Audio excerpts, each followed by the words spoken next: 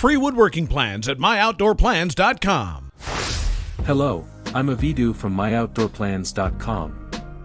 Welcome back to the channel. For today's project we are going to build a 14 by 24 lean-to carport. Measure and mark the post locations based on your desired carport size, ensuring everything is square. Dig holes for the posts at least 3 feet deep, or set them directly on concrete piers if using post anchors. With the posts set, it's time to install the horizontal support beams.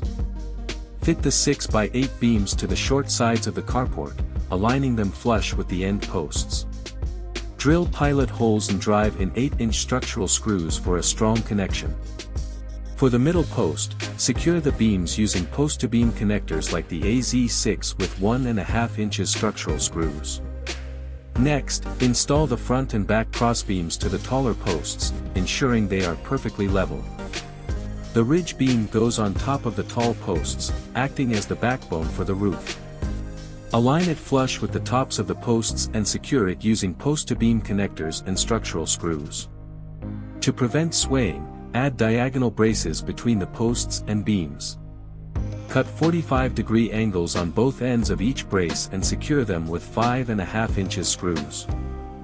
Now it's time to frame the roof. Use 2 by 8 lumber for the rafters, spacing them 16 inches on center, OC. Mark and cut birdsmouth notches so they sit properly on the beams. Use a circular saw for the cuts, then clean them up with a chisel and sandpaper for a precise fit.